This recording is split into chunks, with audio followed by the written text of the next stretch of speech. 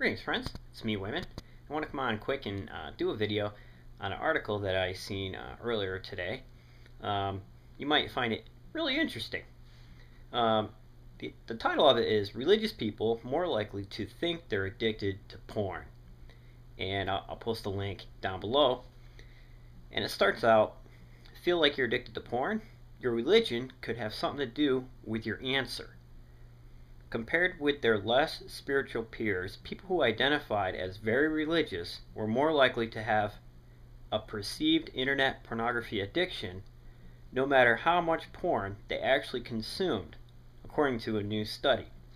So this issue with porn kind of goes back to the idea of the Prohibition period and drinking. You had one drop of alcohol and you were a Pentecostal or a Baptist, you were done. And people got on their religious high horse and ended up making laws for everybody else against that and outlawing it. Of course, other interest groups got involved with that, but that's where it's going. And it's really interesting how some denominations allow certain things and some don't. So while they're telling you that looking at porn maybe once would be terrible and you feel like that your spiritual life is in jeopardy, it probably is, because they tell you that over and over. While they're having a drink themselves or smoking a cigarette maybe or something else. And this is what it is. In Judaism, when asked about it, I was talking to a buddy of mine, and certain things came up, and I was asking him about spirituality when it comes in conflict with the secular. Interesting. And he said, in Judaism, 618, there's other ones that you can work on. And I love that answer. So while everybody's running around making sure they're perfect in one area, it ends up being an issue with something else.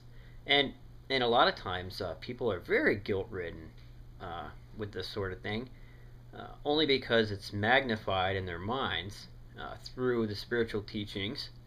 They feel like they let their families down and betray God and the whole thing.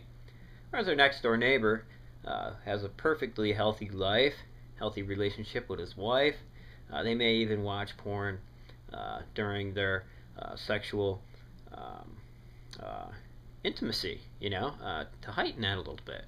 And it's fascinating. So I can remember a time when I thought I was an alcoholic. I was attending this really fundamentalist church, and I remember going to a restaurant one time, and I used to drink and not tell. Don't ask, don't tell, right? So I was there with some of my friends from college who came back, and they wanted me to go out to dinner with them. So I go out to dinner with them, and I order a beer. And who brings it? The kids from a kid who was working there from a Sunday school class at the church I attended. Oh, I felt terrible. So I, repented. I call up the Sunday school teacher, and tell him. I think more or less looking back on it, I was more worried about getting caught than actually feeling bad about what I did. But even still today, I think that people have a more responsibility to people who, you might disagree with this, but I would. So they have a more responsibility to their friends and people around. So say, for example, if my parents came over here, I wouldn't drink beer in front of them. My parents are still, very conservative religiously, and they still attend a fundamentalist church. And I wouldn't do it, even though they know that I drink. They joke about it and things like that. They've loosened up a whole bunch, but I still wouldn't do it. I still wouldn't drink in front of them, simply because out of respect, like I know, how they feel about it, and I just wouldn't do it. So I feel that, I still have more.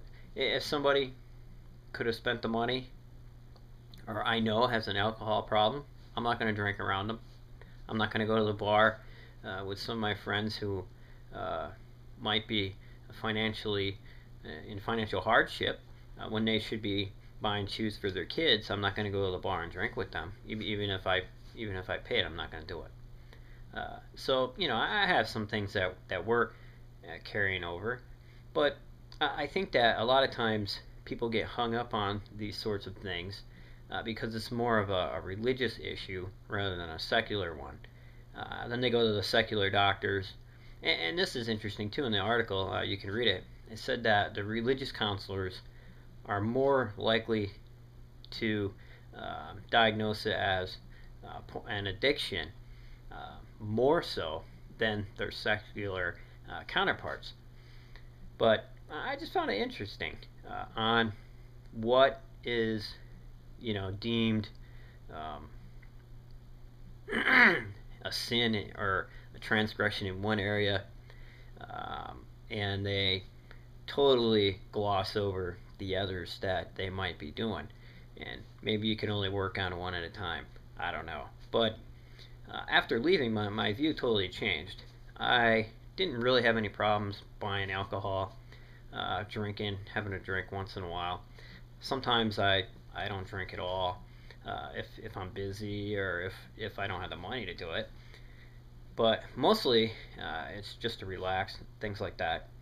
But I think people view things differently. I know definitely if I went back to Fundamentalist Church, I'd probably be beating myself up over it all the time, and I'd have a lot of anxiety about it. And sometimes that anxiety can be very stressful and overwhelming for a lot of people.